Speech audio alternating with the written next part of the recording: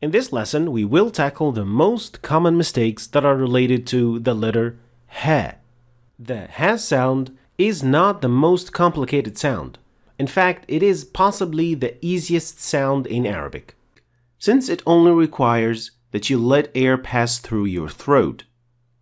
But still, if you exaggerate the sound when it comes in the middle of the word, it will essentially empty your lungs of air if you press too hard on it. And this is the first common mistake that you have to pay attention not to make. And it sounds like this. اهدنا الصراط المستقيم. So as you can hear, I exaggerated the pronunciation of the ha, which will essentially empty your lungs of air. And while this doesn't change the sound of the ha or change the meaning of the word, it is not considered to be the proper way to pronounce it, since it might affect the recitation of the rest of the ayah. So it is not good practice. And what you should say is اهدنا الصراط المستقيم. So if you have an exceptionally short breath while reciting the Quran, this is one of the areas that you have to check to make sure you're doing it properly.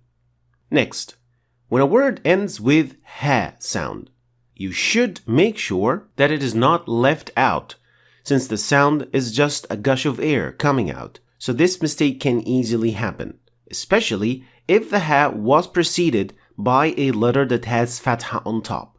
And if it is not properly pronounced, it will sound like you stopped at that letter with fatha on top of it. Let's compare the following examples. ما أغنى عني مالية هلك عني سلطانية. Now here I didn't pronounce the ha at all. It should sound like this. ما أغنى عني مالية هلك عني سلطانية. So you have to make sure that the ha is pronounced at the end of the word. Let's have one more example. كانوا لا يتناهون عن منكر فعلوه.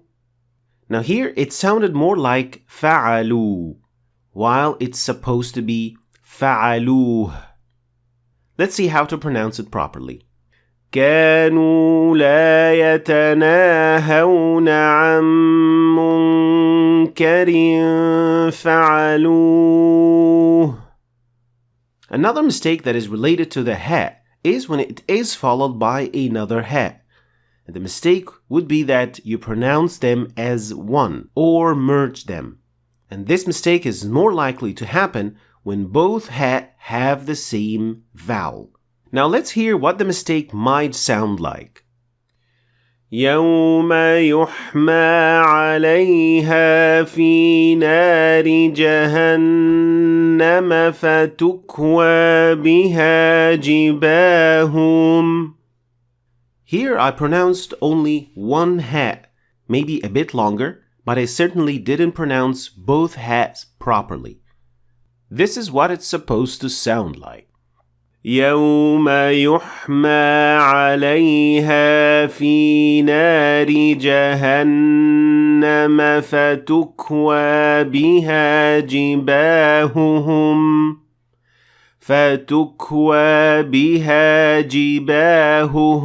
وجنوبهم وظهورهم. It should also be noted that ha and ha can follow one another in the Quran, and while this doesn't happen very often, when it happens, you have to make sure to pronounce them clearly, especially in this example.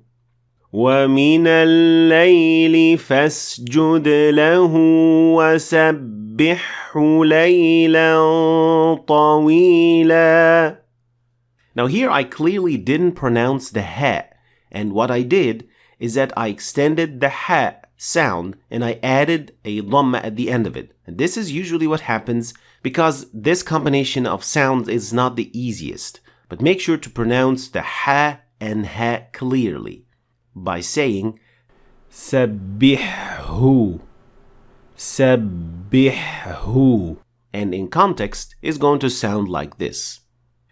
وَمِنَ اللَّيْلِ فَاسْجُدْ لَهُ وَسَبِّحْهُ لَيْلًا طَوِيلًا. Finally, if there are any common mistakes that are related to the ha sound and you want to see them highlighted and corrected, then let me know about them in the comments below. Thanks for watching. If you want to start your journey to learn the Tajweed of the Quran, you can click on this link.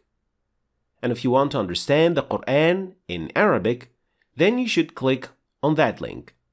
And finally, I hope you've learned something new today, and I will see you next time.